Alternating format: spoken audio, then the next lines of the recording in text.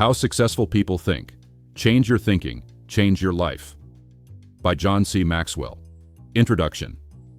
It's a simple, yet devastatingly powerful fact. Everything you have, everything you are, and everything you will ever be starts with a single thought. A 2020 study from Queen's University found that the average person has over 6,000 thoughts per day, 6,000 chances, 6,000 moments that dictate your direction, your mood, your success, your very life.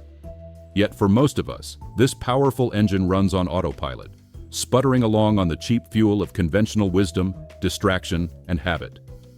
We're sitting on a diamond mine, but we've been told to only look for dandruff. We've been sold a lie. The lie is that great thinkers are born, not made. That success is a lottery ticket handed out to a lucky few. This lie creates a cage, a mental trap where we accept average results because we believe we only have average tools. We see our limitations before we even try to see the horizon. We follow the crowd, hoping they know the way, only to find ourselves stuck in the same traffic jam of mediocrity.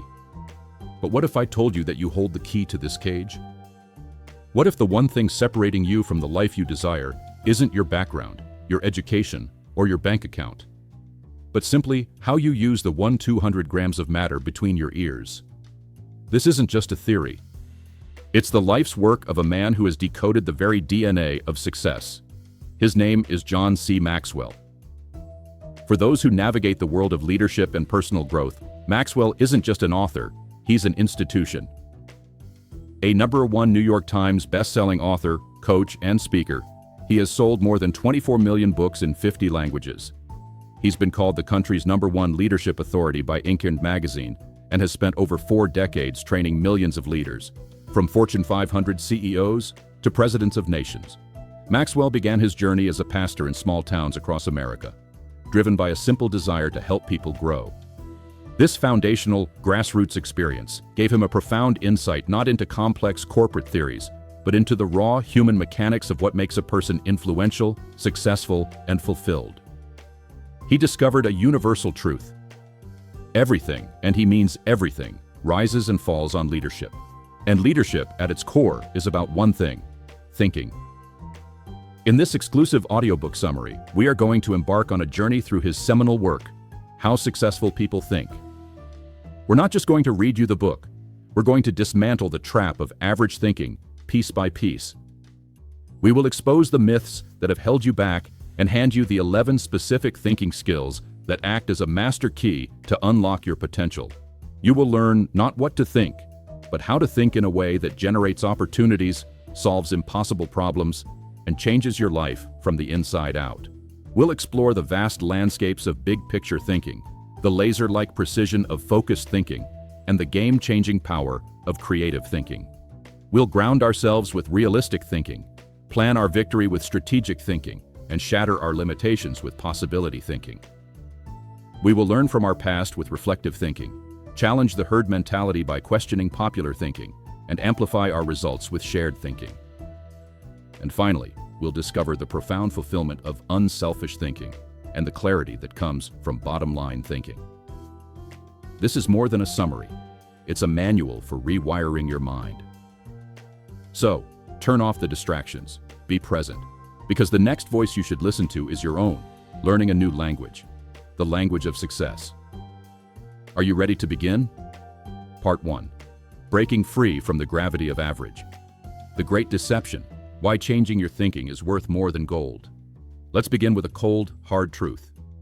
Author Napoleon Hill, who spent a lifetime studying the wealthiest and most successful individuals of his time, made a startling observation. More gold has been mined from the thoughts of man than has ever been taken from the earth. Think about that. Every invention, every business empire, every work of art, every breakthrough that has shaped our world began not in the ground, but in a mind. Your mind, right now, has the potential to be a diamond mine that never runs out. So why do so many of us feel like we're barely scraping by?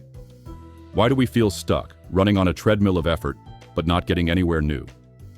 It's because we've fallen for a great deception, a series of myths that paralyze our thinking.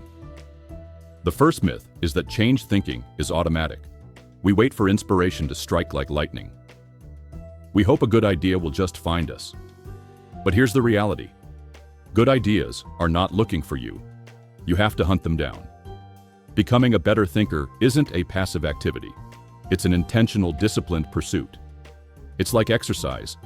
You don't get stronger by watching others lift weights. You get stronger by showing up day after day and doing the work. The more you work your thinking muscles, the stronger they get, and the easier it becomes to lift heavier and heavier ideas. The second, more insidious myth is that thinking is easy. The only people who believe this are the ones who don't do it very often. They mistake mental activity, worrying, rehashing, reacting, for real productive thought. Albert Einstein, a man whose thoughts reshaped our understanding of the universe, was blunt about it. Thinking is hard work. That's why so few do it. It's hard because it requires you to challenge your own assumptions, to hold opposing ideas in your mind, to stare into uncertainty without flinching. It's much easier to just follow the map someone else has drawn. But the person who knows how may always have a job, while the person who knows why will always be their boss. Knowing why is the fruit of hard thinking. Have you ever wondered why you feel mentally exhausted at the end of some days, even if you haven't done much physical work? It's because your brain consumes an incredible amount of energy. While it's only about 2% of your body weight, the brain uses 20% of your oxygen and calories. Deep focused thinking is a high-energy, calorie-burning activity. It's supposed to feel like work. Embracing this difficulty, instead of avoiding it, is the first step toward mastery. The final myth, and the most tragic, is that this kind of change isn't worth the investment. We invest in stocks, in real estate, in education. But how many of us consciously invest time and energy into the very tool that manages all those other investments? Our mind? Stocks crash. Real estate can sour. But a mind honed to think well is the ultimate asset. A priceless resource that appreciates with every use. Investing in your thinking is investing in the one thing that can navigate any circumstance, solve any problem, and create any future you desire. Good thinkers are never at the mercy of others because they can see the path ahead for themselves. So, how do we begin this investment? How do we prime the pump? Maxwell gives us a clear, actionable blueprint. First, you must expose yourself to good input. A thinker's mind is like a chef's kitchen. If you stock it with low-quality, processed ingredients, you're going to produce bland, uninspired meals. But if you stock it with fresh, vibrant, high-quality ingredients, the possibilities are endless. What are these ingredients? They are books, articles, podcasts, conversations. But here's the key. Don't just consume. When something intrigues you, capture it. Write it down. Keep it in a journal or a file. Let it sit in front of you. This simple act tells your brain, this is important. Pay attention. Second, expose yourself to good thinkers. This is a game changer. The writer of Proverbs observed that just as iron sharpens iron, sharp people sharpen one another. Think about your 5 closest friends or colleagues. Are they challenging you? Are they growing and learning? Or are they comfortable? Are they reinforcing your limitations? You are the average of the people you spend the most time with. If you want to raise your average, you must intentionally seek out people who think on a higher level. This isn't about being unkind or elitist. It's about being strategic with your most valuable asset, your time and attention. Seek out mentors. Join a mastermind group. Pay for an hour of a consultant's time. The insights you gain from one conversation can save you years of trial and error. Third, you must choose to think good thoughts. This means making thinking a priority, a scheduled discipline. Dan Cathy, the president of Chick-fil-A, has what he calls a thinking schedule. He carves out a half day every 2 weeks, a full day every month, and 2 or 3 full days every year, just to think. Does that sound excessive? Think about it. We schedule meetings, appointments, workouts, and vacations. Why wouldn't we schedule the single most important activity for our success? You have to create a space for thinking to happen. Find your thinking place, be it a chair in your office, a walk in the park, or a long drive, and make a regular appointment with yourself. Fourth, you must act on your good thoughts. This is where the magic happens. An idea has a short shelf life. It's like a fresh loaf of bread. It's amazing when it's hot, but it goes stale quickly. World War I flying ace Eddie Rickenbacker gave a 6-word formula for success. Think things through, then follow through. Action breathes life into ideas. It turns the abstract into the tangible. It's the bridge between your inner world and your outer results. And finally, allow your emotions to create momentum. You can't wait until you feel like thinking to start. That's a trap. You have to act your way into feeling. But once you've gone through the disciplined process and achieved a small win, a breakthrough, a new insight, savor it. Allow yourself to feel the excitement, the satisfaction. That positive emotion is high-octane fuel. It creates a feedback loop, making you eager to dive back into the process and generate even more ideas. Do you see the pattern? It's a repeating cycle. Input, association, scheduled thinking, action, emotional reward, and then repeat. This isn't a one-time event. Success doesn't come from finding one nugget of gold and trying to live on it for 50 years. It comes to those who build an entire mountain of gold and learn how to mine it day after day. That is the promise. Now, let's get our hands dirty and learn the first technique of mining, big picture thinking. From a porthole to the panorama. Cultivating big picture thinking. Imagine you're building a massive, intricate puzzle. If you only focus on the single piece in your hand, you'll quickly become frustrated. You'll have no idea where it goes or how it contributes. It's just a small, odd-shaped piece of cardboard. But if you constantly step back and look at the picture on the box lid, the big picture, every piece suddenly has context and purpose. You know where you're going. You can see how the small blue piece of sky fits in with the edge of a white cloud. This is the essence of big picture thinking. It's the ability to step back from the immediate, the mundane, and the frustrating to see the whole. Real estate mogul Donald Trump once quipped, "You have to think anyway, so why not think big?" But this is more than just thinking big, it's about thinking broad. It's about widening the frame of your camera to capture the entire landscape, not just the single flower at your feet. So, what does it mean to be a big picture thinker? Are you one? Let's find out. Big picture thinkers share a few distinct traits. First, they learn continually. They are never, ever satisfied with what they already know.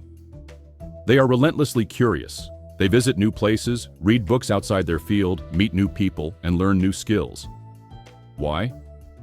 Because they understand that wisdom often comes from connecting the unconnected. By gathering a wide array of knowledge, they build a rich mental database from which to draw unexpected connections. A simple way to cultivate this is to start your day by looking at your calendar and asking, where is my biggest learning opportunity today? Is it in a meeting with a colleague from another department? Is it in an article you bookmarked? By simply setting the intention to learn, you prime your brain to find lessons everywhere. Second, they listen intentionally. Have you ever been in a conversation where you're just waiting for the other person to finish so you can say what you want to say? That's not listening, that's reloading. Big picture thinkers recognize that they don't know everything, and the fastest way to fill the gaps is to listen to people who do. Maxwell tells a story of having dinner with 2 NFL head coaches, Dave Wannstedt and Butch Davis. Instead of trying to impress them with his own knowledge, he spent the entire evening asking them questions about teamwork and leadership. His son-in-law later remarked, "I bet you asked those coaches 100 questions tonight." Maxwell replied, "If I'm going to learn and grow, I must know what questions to ask and know how to apply the answers to my life. Listening has taught me a lot more than talking." Who in your world has expertise you lack? Invite them for coffee. Prepare a few thoughtful questions. And then just listen. Third, they look expansively. Here's a crucial insight. Who you are determines what you see. When you walk into a room, you see it from your perspective, your needs, your interests. Big picture thinkers make a conscious effort to get outside of their own frame and see the world through other people's eyes. It's hard to see the whole picture when you're standing inside the frame. This is one of the most vital skills in human relations. It's the key to satisfying customers, motivating a team, maintaining a marriage, and helping those in need. To see what others see, you must first understand how they think. This requires empathy and a willingness to set your own agenda aside, even for a moment. And fourth, they live completely.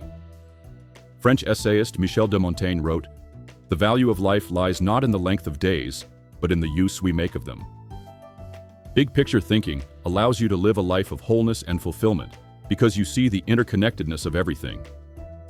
You're less likely to be blindsided by surprises because you've considered the many moving parts of any situation: the people, the timing, the values, the hidden consequences. This leads to greater tolerance, less stress, and a richer experience of life. Now you might be thinking, this all sounds great, but why is it so essential? Why should I put in the effort? That's a fair question. The answer is that big picture thinking is not just a nice-to-have skill, it is a fundamental prerequisite for success and leadership. Here's why. First, big picture thinking allows you to lead. You simply cannot find a great leader who is not a big picture thinker. Leaders must see the vision before anyone else does, and they must see more of it. This allows them to sketch a picture of where the team is going, anticipate challenges, and show how today's hard work connects to a meaningful future. As Winston Churchill said, there comes a special moment in everyone's life for which they were born. Seizing that moment requires seeing it coming. That's the domain of the big picture thinker. Second, it keeps you on target. It's easy to get lost in the weeds of daily tasks. The urgent constantly tries to sabotage the important, but when you hold the big picture in your mind, you have a compass. As the author Alvin Toffler said, "You've got to think about big things while you're doing small things, so that all the small things go in the right direction." It prevents you from climbing the ladder of success only to realize it's leaning against the wrong wall.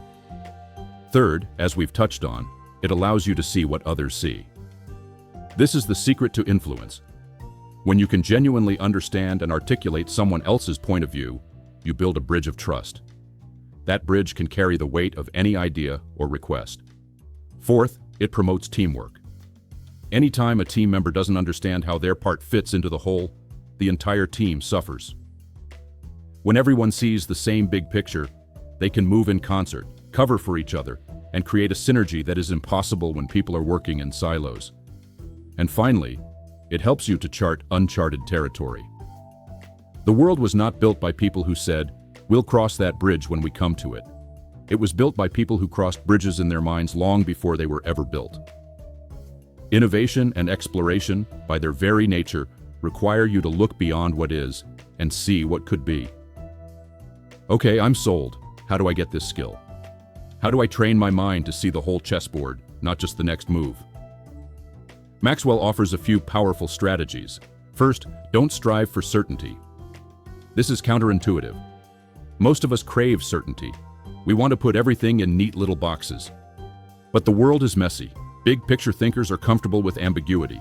They can hold contradictory ideas in their mind without needing to immediately resolve them. Get used to complexity. Be willing to live with "I don't know" for a while. That's where the new insights are born. Second, learn from every experience. Don't just celebrate your successes, dissect them. Why did it work? Can it be repeated? More importantly, don't just bury your failures, learn from them. Teachable people can turn any experience, positive or negative, into a stepping stone. Get out there, try a lot of things, take some calculated risks, and after every victory or defeat, ask yourself, what did I learn? Third, gain insight from a variety of people. You don't have to make every mistake yourself to learn from it. You can learn from the experiences of others. But here's the key. Be selective. Don't just ask anyone. Talk to people who know you and care about you, who have expertise in their field, and who possess a depth and breadth of experience greater than your own. One piece of advice from the right person can be worth a decade of your own effort. And finally, give yourself permission to expand your world. Society loves to put people in boxes. It's safer that way. The status quo is comfortable. To think in big picture terms, you must be willing to go against the grain, to break new ground, to explore. When your world gets bigger, celebrate it. Remind yourself that there is always more to learn, more to see, more to experience. Never stop looking for the rest of the picture. Are you thinking beyond yourself and your own world? That is the question that unlocks the door to a bigger life. The power of the magnifying glass, engaging in focused thinking. If big picture thinking is the telescope that lets you see the distant stars, focused thinking is the magnifying glass that lets you burn a hole through a piece of paper. One gives you perspective, the other gives you power. The philosopher Bertrand Russell stated, "To be able to concentrate for a considerable time is essential to difficult achievement." In our world of constant pings, notifications, and endless streams of information, the ability to focus is becoming a modern superpower. Focused thinking is the art of removing distractions and mental clutter so you can concentrate on a single issue with piercing clarity. It's about corralling all your mental energy and aiming it like a laser beam. What can this laser beam do for you? First, it harnesses energy toward a desired goal. Unfocused energy is just noise. It's like a light bulb that scatters light in all directions. A laser, which is just focused light, can cut through steel.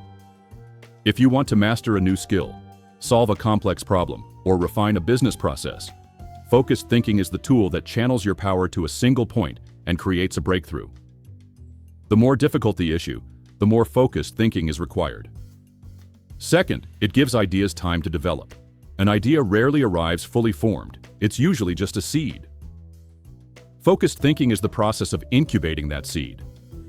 It's giving it your undivided attention, watering it, turning it over in the light, and allowing it to grow. Maxwell calls this focus time. He admits it can be frustrating.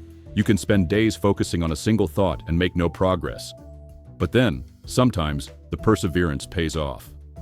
A good idea suddenly blossoms into a great one. And in that moment, it's not just the idea that grows, you grow with it. Third, it brings clarity to the target. Maxwell, an avid golfer, notes that one of the great things about the game is that the goals are crystal clear.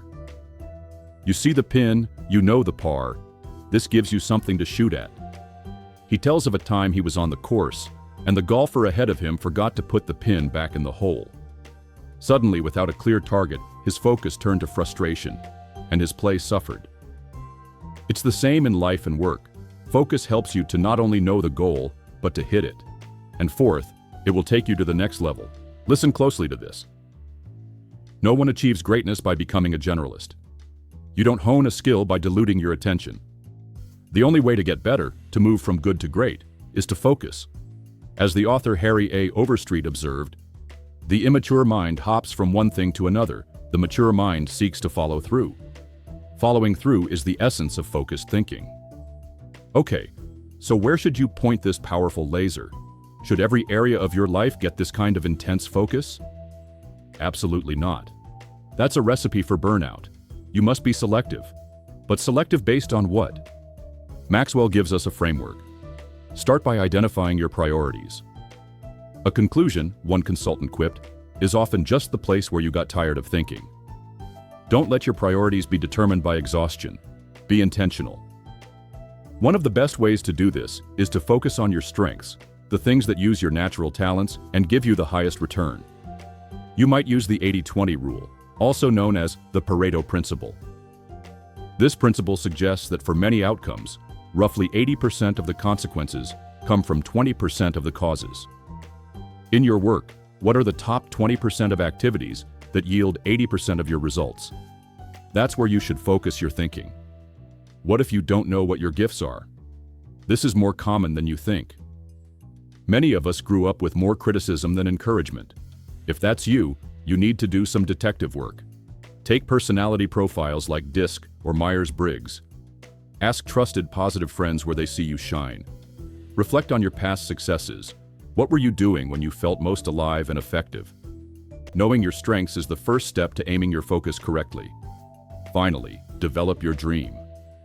If you have a great dream, that is the ultimate focusing agent.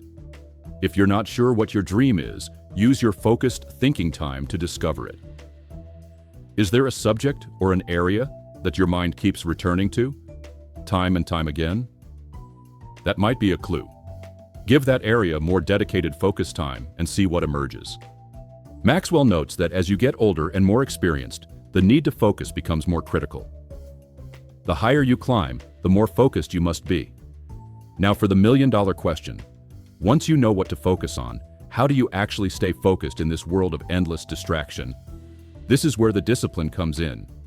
First and foremost, you must remove distractions. This isn't easy, but it is critical. It starts with having the discipline to work on your priorities, not just what's easy or what's urgent. Do first things first. Second, you have to insulate yourself. Maxwell has mastered the art of making himself unavailable, of going to his thinking place where he cannot be interrupted. For a leader, this creates a tension between being accessible and withdrawing to think. The key is to understand the value of both. Withdrawing from the crowd allows you to think of ways to add value to them. Wherever you are, be there completely. If you are with people, be with them. If you are in your thinking time, be fully in your thinking time. Second, make time for focused thinking. The modern disease of multitasking is a killer of focus. Research shows that switching between tasks can cost you up to 40% in efficiency. Your brain isn't actually doing two things at once. It's just switching back and forth very quickly, and each switch has a cognitive cost. Block out time in your calendar. Maxwell reserves his mornings for thinking and writing, his peak mental time. Try this simple rule. Don't look at email until after 10 a.m. Use that first, fresh part of your day to focus on your number one priority. Third, keep items of focus before you, out of sight, out of mind. To keep his mind on a key issue, Maxwell will ask his assistant to keep bringing it up. He'll keep a file or a single page on his desk so he sees it every day. This constant, gentle reminder keeps the issue at the forefront of his subconscious mind, allowing it to simmer and develop even when he's not actively concentrating on it. Fourth, set goals. The mind will not focus until it has a clear objective. But your goals need to be clear enough to be kept in focus, close enough to be achieved, and helpful enough to change lives. And here's a crucial tip. Write them down. An unwritten goal is just a wish. If you can't write your idea on the back of a business card, you don't have a clear idea. And finally, question your progress. Regularly take a step back and ask, am I seeing a return for my investment of focused thinking time? Is what I'm doing getting me closer to my goals? This is the ultimate reality check. It ensures that your focused effort is actually moving you in the right direction. To truly embrace focused thinking, you must understand a powerful principle. To go up, you have to give up. Excellence requires sacrifice. Maxwell shares that to focus on his core strengths, he's had to give up many things. He can't know everyone, even though he loves people. He can't do everything, even fun projects. He can't go everywhere, even for pleasure. And he can't be well-rounded. He says, 99% of everything in life I don't need to know about. I try to focus on the 1% that gives the highest return. This isn't easy, but the earlier you learn to trade good things for the best things, the sooner you can dedicate yourself to excellence in what truly matters most. What are you willing to give up to go up? Part 2. The architecture of breakthroughs. Thinking outside the blueprint, harnessing creative thinking. What if I told you that the most valuable resource you bring to your work is not your time, not your labor, but your creativity? The legendary NFL coach Vince Lombardi once said, "The joy is in creating, not maintaining." Creativity is the engine of progress, the spark that ignites innovation, and the force that turns the ordinary into the extraordinary. But here, we encounter another great myth, the myth of original thinking. We imagine creative geniuses like Leonardo da Vinci conjuring masterpieces out of thin air. But that's not how it works. Creative thinking is not necessarily original thinking. More often than not, it is a composite of other thoughts, a masterful remix of existing ideas.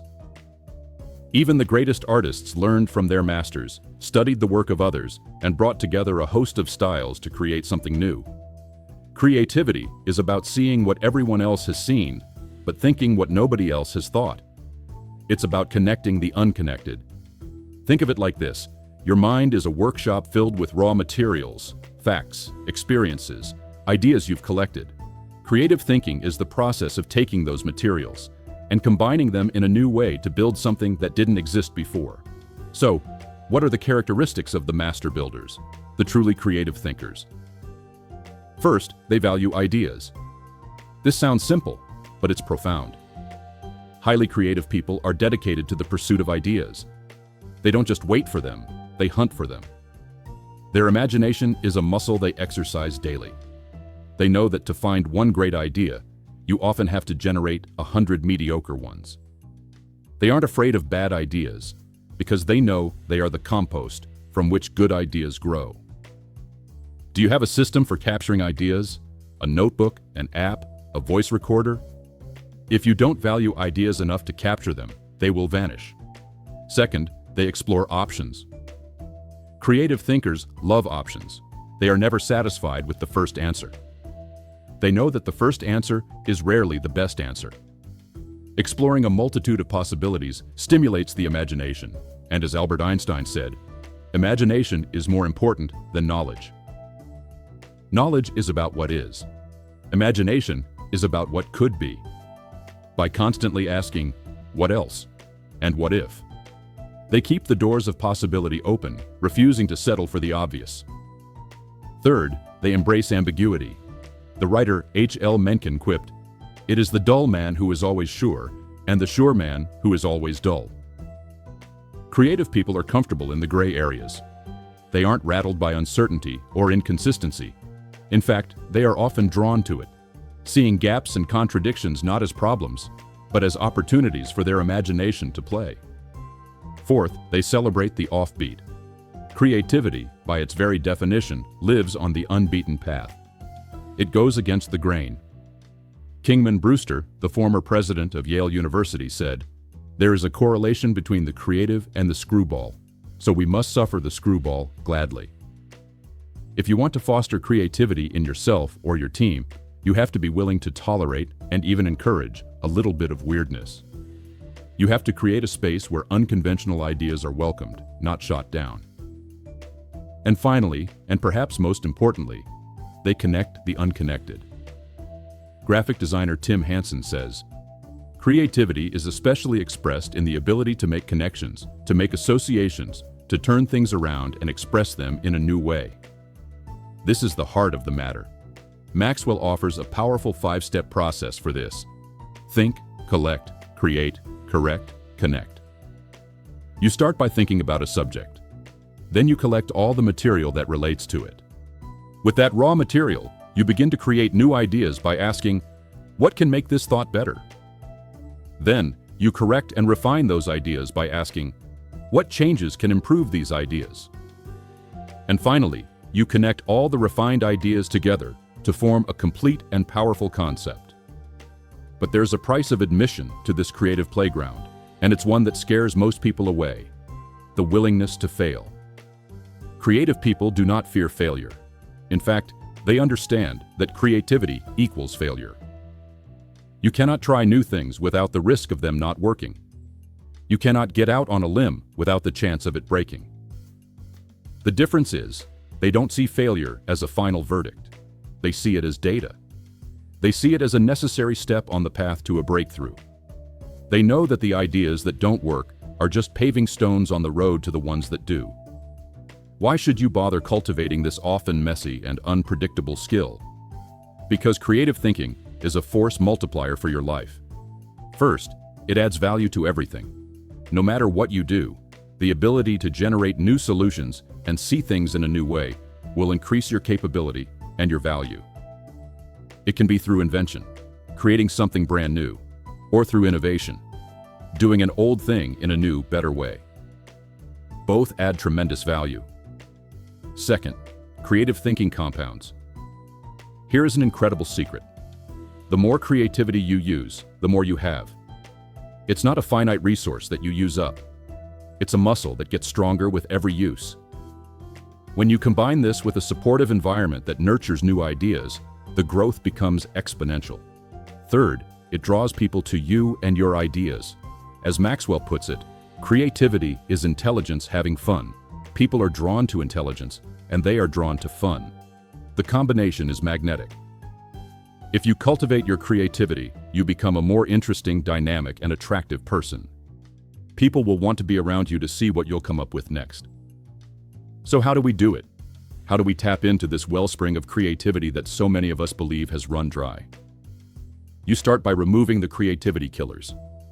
Your environment and your own inner critic can be toxic to new ideas. Be on the lookout for phrases like, "We've tried that before." "That's not practical." "Stay within the lines." "Don't be foolish." "We can't afford to make a mistake." These phrases are the assassins of innovation. They are born of fear and a devotion to the status quo. The moment you hear them, either from others or from yourself, you need to recognize them for what they are: poison. You cannot do something new and exciting if you force yourself to stay in the same old rut. Next, ask the right questions. An uncreative mind can spot a wrong answer, but it takes a creative mind to spot a wrong question.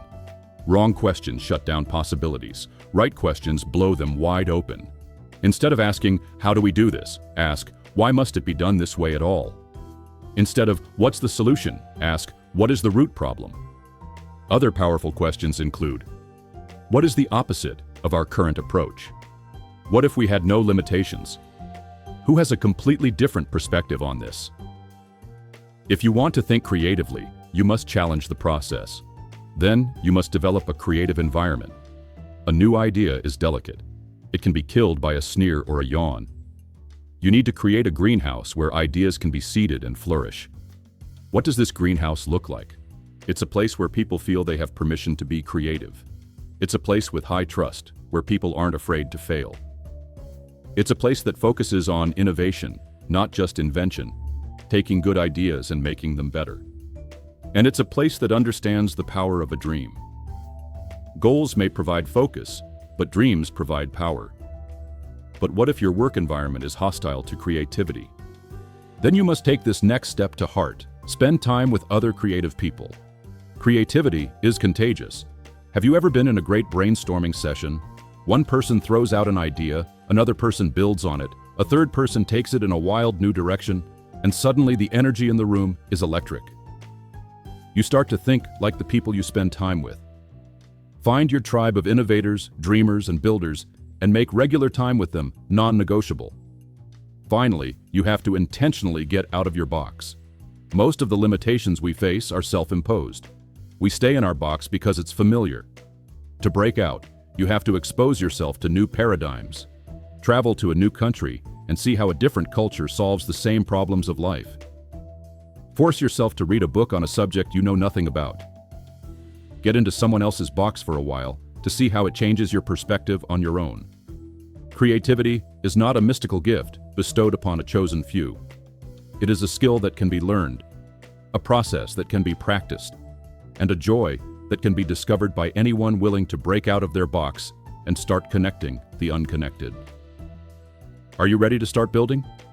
The bedrock of success: employing realistic thinking.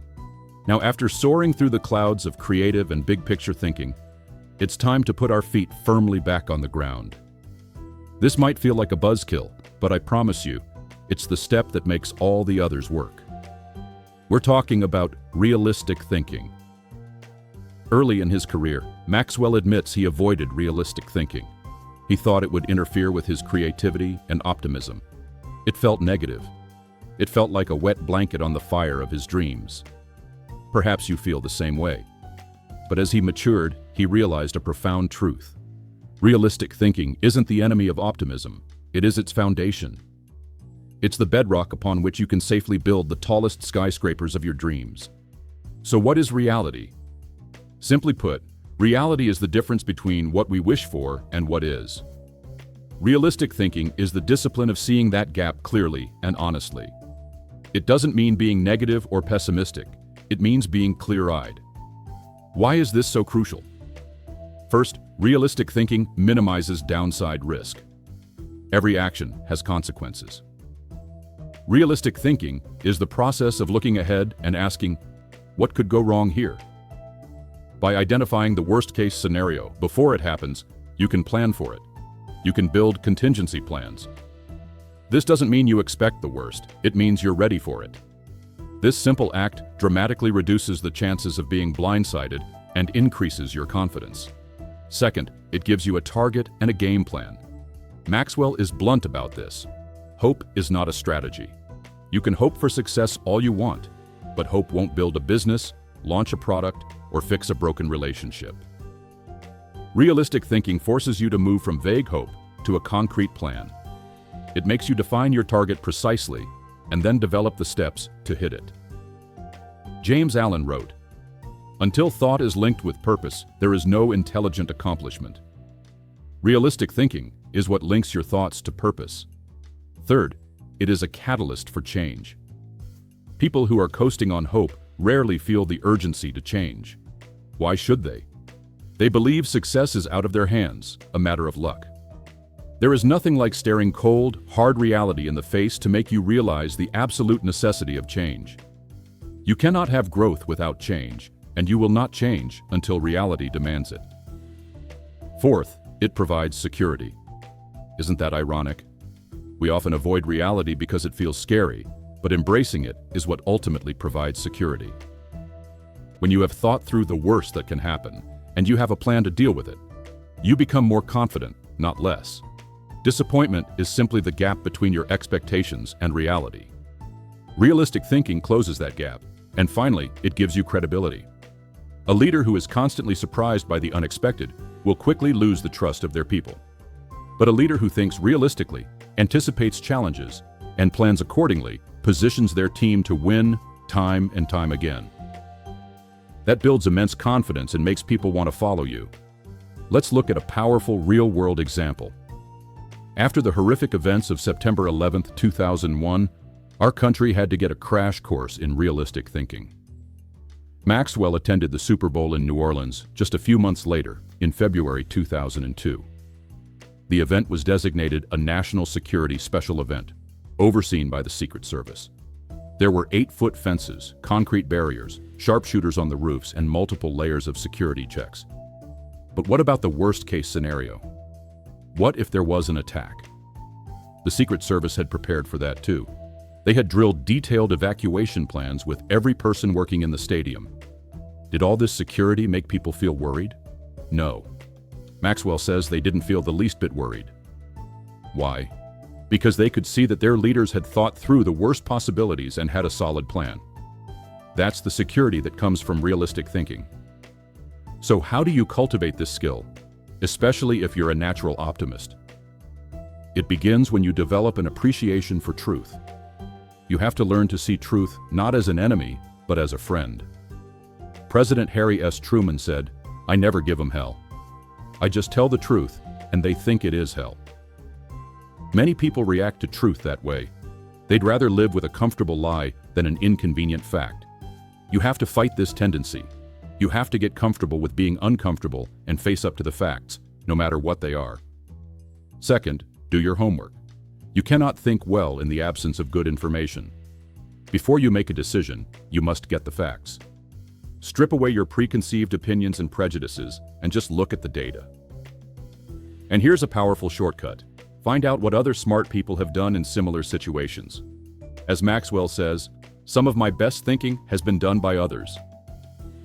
You don't have to reinvent the wheel, you just have to make sure it's solid and round. Third, think through the pros and cons. This is a classic exercise, but its value is often underestimated. It's not just about which column has more items. The real value is that it forces you to examine an issue from multiple angles and to truly count the cost of a course of action. It slows you down and makes you move from an emotional reaction to a logical evaluation. Fourth, and this is the core of the process, picture the worst-case scenario. Ask the tough questions. What if sales fall short? What if our key client leaves? What if the market crashes? What if our best employee quits? Your goal is not to be negative or to manifest failure. Your goal is to be ready for it, just in case. When you have looked the worst possible outcome in the eye and you're still standing, you're ready for anything. You've performed the ultimate reality check. And finally, align your thinking with your resources. A plan that doesn't account for your available resources, time, money, people, assets, is not a plan. It's a fantasy. The process of examining the worst-case scenario will make you painfully aware of any gaps between what you want to do and what you can do. Once you know those gaps, you can then strategically use your resources to fill them. Realistic thinking doesn't clip your wings. It gives your wings a solid place to launch from. It takes the wish factor out of your ideas and replaces it with a solid foundation of fact, making it possible to build something that will actually last. The architect of tomorrow, utilizing strategic thinking. If realistic thinking gives you a solid foundation, strategic thinking gives you the blueprint. It's the master plan that shows you how to get from where you are to where you want to be. Most people spend more time planning their summer vacation than they spend planning their lives. They live in a reactive mode, dealing with whatever comes their way. Strategic thinkers, on the other hand, are proactive. They are the architects of their own future. What exactly is strategic thinking? It's really just planning on steroids. It's the process of taking complex issues and long-term goals and breaking them down into a sequence of manageable, actionable steps. It's the bridge that connects today's actions to tomorrow's success. Maxwell practices this with a unique 40-day planning system. At the beginning of each month, he spends half a day planning out the next 40 days. This allows him to get a jump on the next month and avoid being surprised. He reviews his goals, blocks out time for specific projects, schedules family and fun activities, and even blocks out time to compensate for the unexpected. By the time he's done, he has a clear roadmap for the coming weeks. This is a huge reason he has been able to accomplish so much. So, why should you become a strategic thinker? What's the return on this investment of time? First, strategic thinking simplifies the difficult. Any large, intimidating goal can be made simpler when you have a plan. Henry Ford, the innovator of the assembly line, understood this when he said, "Nothing is particularly hard if you divide it into small jobs." Strategic thinking is the process of creating your own personal assembly line for success. It takes a monumental task and breaks it down into a series of non-monumental steps. Second, it prompts you to ask the right questions. A good strategy is born from good questions. You are forced to ask, what should we do next and why? Who is responsible for what? Do we have the right people in the right places? Can we afford this? How are we tracking our progress? How can we be more effective? These questions move you from vague intentions to specific, concrete thinking. Third, it prompts customization. General George S. Patton observed, "Successful generals make plans to fit circumstances, but do not try to create circumstances to fit plans." Strategy is not a one-size-fits-all proposition. What worked for one company or one person may not work for you. Strategic thinking forces you to analyze your unique situation, your unique resources, and your unique goals, and then craft a plan that is tailored specifically to them. Fourth, as we've said, it prepares you today for an uncertain tomorrow. A dream without a strategy is just a hallucination. Strategic thinking is the bridge between your vision and your reality. It gives credibility to your goals and dramatically increases your potential for achieving them. Fifth, it reduces the margin of error. When you act impulsively or reactively, your margin for error is huge. It's like a golfer just stepping up and hitting the ball without aiming. A tiny deviation at the start can lead to being 100 yards off target at the end. Strategic thinking is the process of carefully lining up your shot. It aligns your actions with your objectives, dramatically improving your odds of hitting the target. And finally, it gives you influence with others. In any situation, the person with the plan has the power. Think about it. Employees want to follow the leader with a clear business plan. Volunteers want to join the organizer with a well-thought-out ministry plan. Your family wants to go on the vacation with the person who has the well-thought-out itinerary. When you have a clear, credible plan, people will listen to you, trust you, and want to follow you. This is all incredibly compelling. So how do we become the architects of our own lives? How do we master strategic thinking? The first step is to break down the issue. As we said, you can't tackle a huge issue all at once. You have to divide it into smaller, manageable parts. You can break it down by function, by timeline, by who is responsible. The method isn't as important as the act of doing it. This act alone can turn an overwhelming challenge into a doable project. The second step is a critical and often missed one. Ask why before you ask how. Most people jump immediately into problem-solving mode, trying to figure out how to accomplish something. This is a mistake. Before you figure out how, you must be crystal clear on why. Why are we doing this? Why is it important? Why now? Asking why opens your mind to the bigger picture, to possibilities and opportunities you might miss if you jump straight to logistics. The size of the why often determines the level of effort and resources you should invest. Third, identify the real issues and objectives. Too many people rush to solve the wrong problem. You have to be a detective, ask probing questions, challenge all your assumptions, gather information even after you think you know the answer. And critically, remove your own personal agenda, which can cloud your judgment more than almost anything else. Often, once the real issue is clearly identified, the solution becomes surprisingly simple. Fourth, review your resources. We touched on this in realistic thinking, but it's a cornerstone of strategy. A strategy that ignores resources isn't a strategy, it's a death wish. What time, money, materials, and people do you have at your disposal? What are your liabilities and obligations? A clear-eyed inventory of your resources is essential. Fifth, develop your plan. Once you've done the previous steps, you can start building the blueprint. Here's a powerful tip. Start with the obvious. When you begin tackling an issue by addressing the obvious, simple elements first, it builds momentum and consensus within a team. Everyone can see and agree on the fundamentals. These small, early wins build the confidence and creativity needed to tackle the more complex parts of the plan. Sixth, put the right people in the right place. Even the most brilliant strategy will fail if you don't have the right people to execute it. This is the people part of the equation, and it is everything. The wrong person in the right place creates problems. The right person in the wrong place creates frustration. But when you get the right person in the right place with the right plan, everything comes together and you get explosive growth. And finally, keep repeating the process. Strategic thinking isn't a one-time event you do at an annual retreat. As one of Maxwell's friends says, strategic thinking is like showering. You have to keep doing it. The will to win is worthless if you do not have the will to prepare. If you want to be effective, you must be a continuous strategic thinker.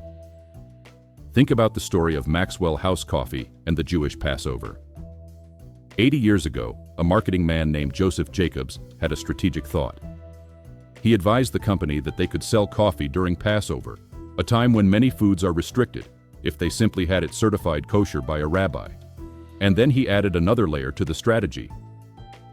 What if they gave away the small booklet, the Haggadah, that is used during the Passover meal, as a promotion?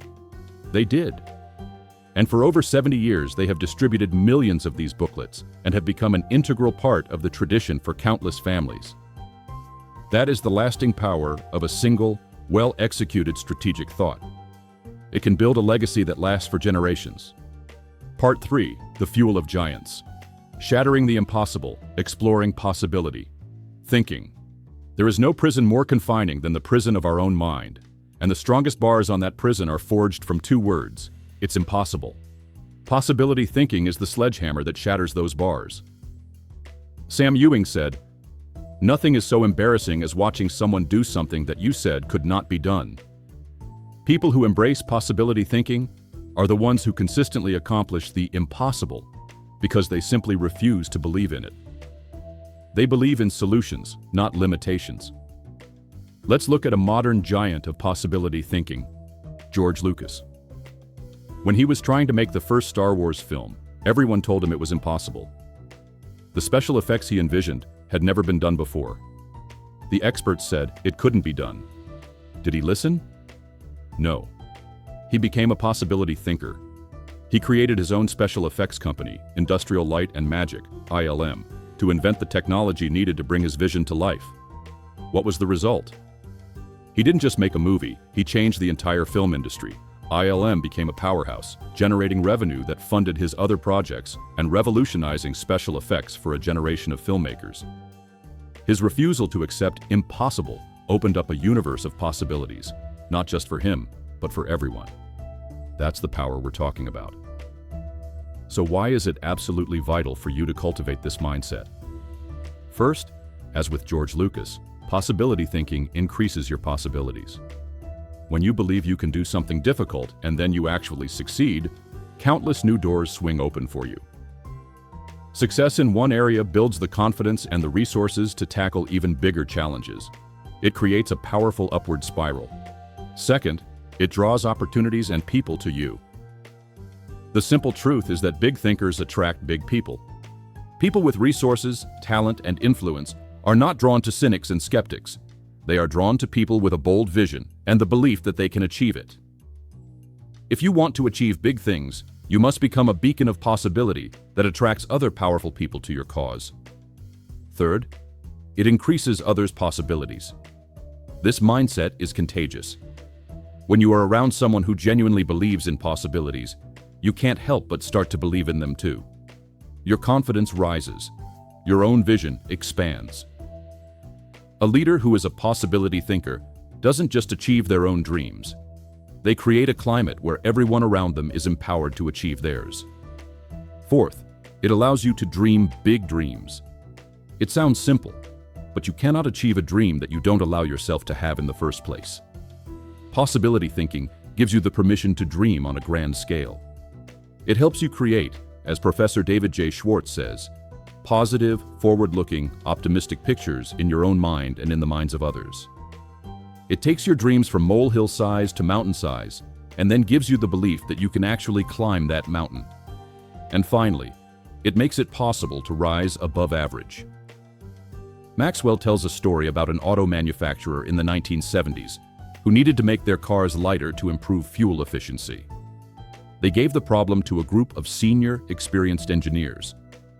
After studying it, the engineers concluded it couldn't be done. It would be too expensive and unsafe. They were trapped in their average, what is, thinking. So what did the company do? They gave the exact same problem to a group of younger, less experienced engineers. This new group, unburdened by the impossibility of the task, found ways to reduce the car's weight by hundreds of pounds. Because they thought it was possible, it was. Every single time you remove the label of impossible from a task, you raise your potential from average to extraordinary. But what if you're not a naturally positive person? What if your mind defaults to cynicism? This is a crucial point. George Lucas himself admits, "I'm very cynical, and as a result, I think the defense I have against it is to be optimistic." Did you catch that? He chooses to be optimistic. He chooses to be a possibility thinker. It is a deliberate strategy. He says, "As corny as it sounds, the power of positive thinking goes a long way. It's worked for me, and it's worked for all my friends, so I have come to believe it." It's a choice you can make too. Here's how to start. First, you must stop focusing on the impossibilities. Your brain is a supercomputer, and it will find whatever you tell it to look for. If you tell it to look for all the reasons something can't be done, it will generate a very long and convincing list. You have to interrupt this pattern. When your mind starts listing all the obstacles, you must consciously stop it and ask a different question. What's right about this? What's the opportunity here? This simple pivot can change everything. Second, stay away from the experts. So-called experts are often the guardians of the status quo. They are experts in what has been done, not what can be done. Rocket pioneer Wernher von Braun said, "I have learned to use the word impossible with the greatest of caution." Napoleon Bonaparte declared, "The word impossible is not in my dictionary." If you have a dream, give yourself permission to believe in it, no matter what the experts say. Third, look for possibilities in every situation. This requires a shift in attitude. Maxwell tells a wonderful story about Sam Walton, the founder of Walmart. He and Don Soderquist, Walmart's former president, went to visit a competitor's store, and it was absolutely terrible. It was dirty, cluttered, and had no customers. Soderquist saw only the mess. But what did Sam Walton see? He saw the best pantyhose rack he had ever seen. He saw that they had a much better selection of ethnic cosmetics. In the midst of a terrible store, he found two brilliant ideas to implement in his own. He didn't look for what was wrong. He looked for what was right and how he could use it. That's the mindset of a possibility thinker. Anyone can cultivate this attitude. Fourth, dream one size bigger. Most people dream too small. They set goals that are safe and comfortable. If you want to cultivate a possibility mindset, you must stretch. Make your plans one size bigger than you normally would. If you're imagining a team of 10, what would a team of 20 look like? If your goal is a 10% increase, what would it take to get a 25% increase? This forces you to think differently and to grow into the kind of person who can achieve bigger things. And finally, question the status quo. You cannot improve and stay the same. Growth demands change, and change requires you to challenge the way things are. The status quo is the enemy of possibility. Achievers simply refuse to accept it. When others tell you to be realistic and accept the way things are, remember the words of Robert F. Kennedy, who said, "Some men see things as they are and say, 'Why?' I dream of things that never were and say, 'Why not?'" Possibility thinking is not naive, wishful thinking. It is a rugged, determined belief in your ability to find a way. It is the fuel of pioneers, inventors, and leaders. It is the simple, profound belief that if you think you can, you can. The wisdom of the rearview mirror. Learning from reflective thinking. Our society is obsessed with speed. We want everything faster now. We value action over contemplation. But in our rush forward, we often miss the most valuable lessons, the ones that are waiting for us in the rearview mirror. This is the realm of reflective thinking. Reflective thinking is the intentional act of pausing to look back, to review, and to learn from your past experiences. It's like putting your thoughts into a mental crockpot, allowing them to simmer until their full flavor and wisdom are released. Most people would rather act than think, but without reflection, action is just motion. With reflection, action becomes progress. When his children were young, Maxwell would take them on vacations. When they got home, he would always ask them two questions. What did you like best? And what did you learn? Why? Because he wanted to prompt them to reflect on the experience. He knew that without reflection, they would take it for granted, and the value would be lost. Reflection is what turns a good experience into a valuable experience.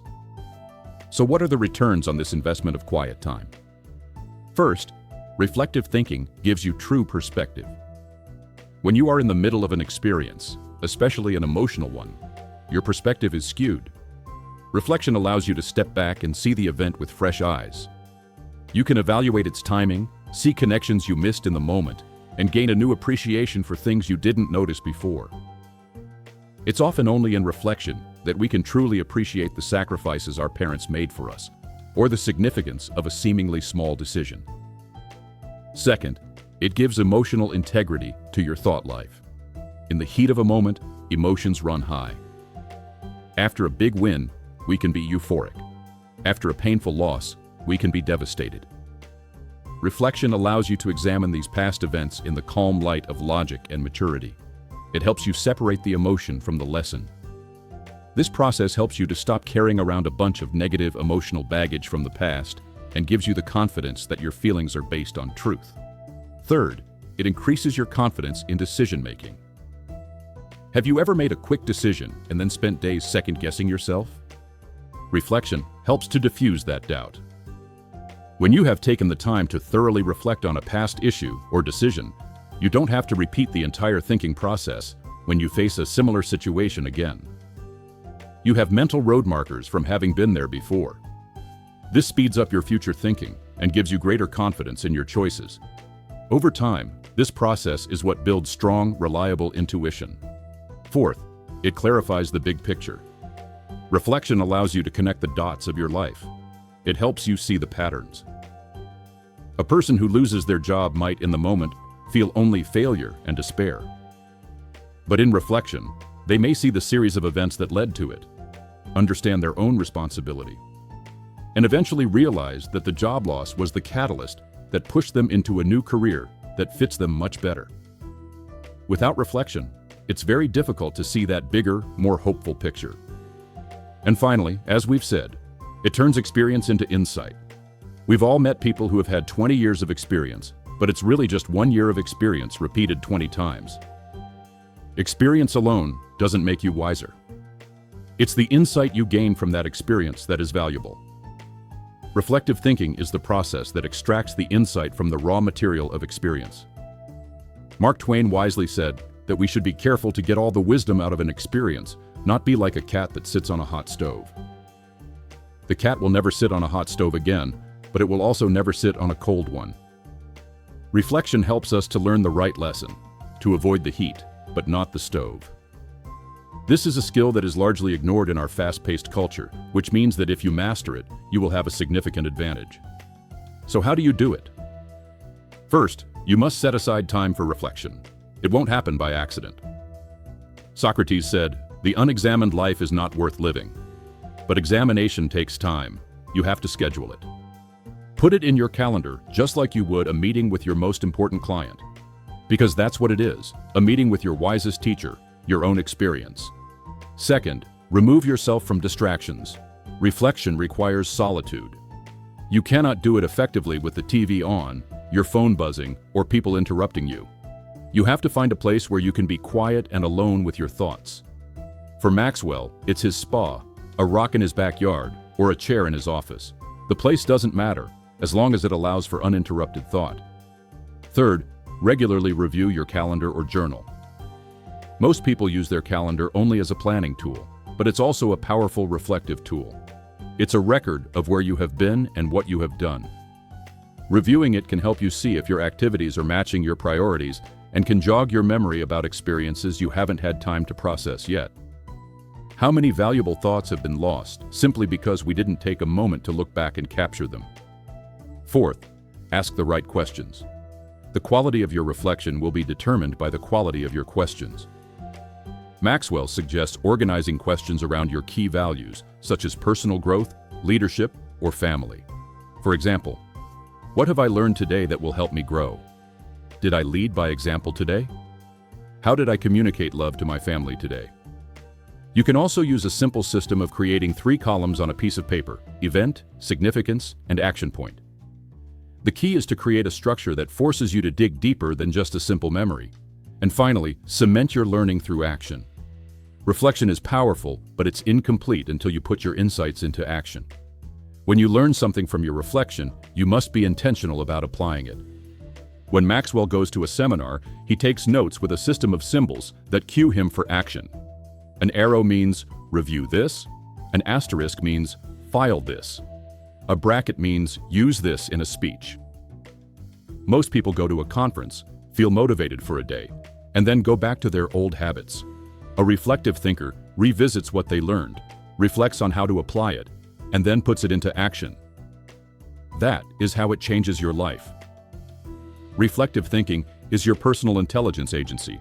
It gathers information from your past, analyzes it for patterns and insights, and provides the counsel you need to make better decisions for your future. It is one of the most powerful and underutilized tools for personal growth. Don't leave its power on the table. Escaping the echo chamber, questioning popular thinking. Economist John Maynard Keynes asserted, "The difficulty lies not so much in developing new ideas as in escaping from the old ones." And the most pervasive and powerful old ideas are the ones we call popular thinking. Popular thinking is the collection of ideas, beliefs, and behaviors that are commonly accepted by the majority. It's the status quo. It's the way things are done around here. And for the person who wants to be a good thinker and achieve uncommon results, it is a dangerous trap. Why is it so dangerous? Because, as Maxwell's friend, Kevin Myers says, the problem with popular thinking is that it doesn't require you to think at all. It's a shortcut. It's easier to just do what everyone else is doing and hope that they've thought it through. But they probably haven't. They're just following the person in front of them, who is following the person in front of them. It's a long line of intellectual laziness. Popular thinking offers a false hope of safety in numbers. We assume that if a lot of people are doing something, it must be right. It must be a good idea. But history is a graveyard of terrible ideas that were once incredibly popular. Popular thinking said the Earth was the center of the universe, yet Copernicus proved it was not. Popular thinking said surgery didn't require clean instruments, yet Joseph Lister introduced antiseptics and saved millions of lives. Popular thinking in Germany put the Nazis in power. We must always remember, as Maxwell warns, that there is a huge difference between acceptance and intelligence. Think about a modern example. The massive amount of credit card debt in our society. The popular thinking is, buy now, pay later. It's easy, it's accepted, and millions of people are doing it.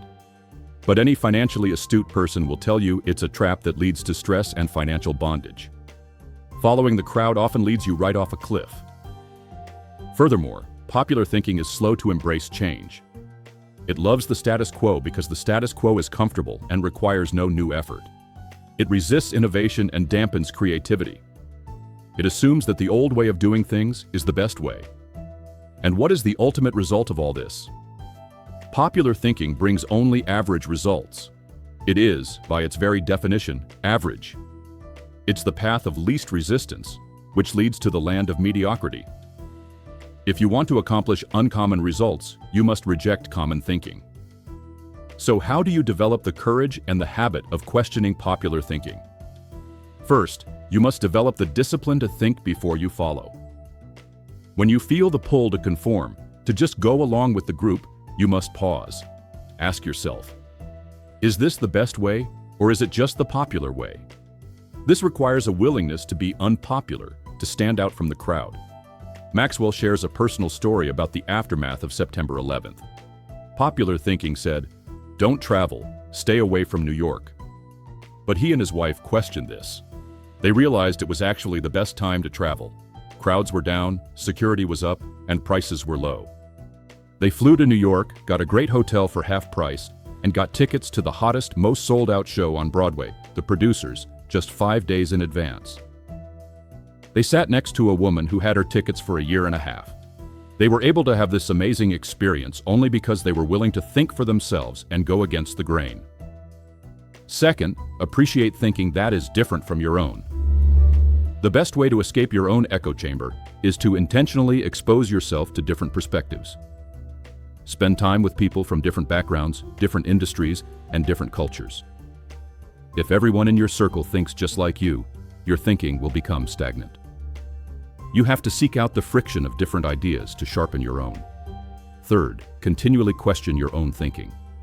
This is perhaps the hardest part. The greatest enemy to tomorrow's success is often today's success. Once we find a way of thinking that works, we are tempted to cling to it, even when it's no longer effective. Every tradition in an organization was once a good, maybe even revolutionary idea. But that doesn't mean it's a good idea for the future. You must be willing to challenge your own sacred cows and be open to the possibility that there is a better way, even if it means admitting your old way is obsolete. And finally, try new things in new ways. When was the last time you did something for the first time? You have to intentionally take yourself off of autopilot. Drive to work a different way. Ask a different colleague for their input. Order something new at your favorite restaurant. These small acts of innovation break up your rigid thought patterns and open you up to new possibilities. Too many people are more satisfied with their old problems than they are committed to finding new solutions. Rejecting popular thinking is not about being a contrarian for the sake of it. It's about making a conscious choice to live a life of deliberation, not default. It requires courage, and you will have to get used to being uncomfortable. But know this: in your early years, you won't be as wrong as people think you are. In your later years, you won't be as right as people think you are. And all through the years, you will be better than you ever thought you could be.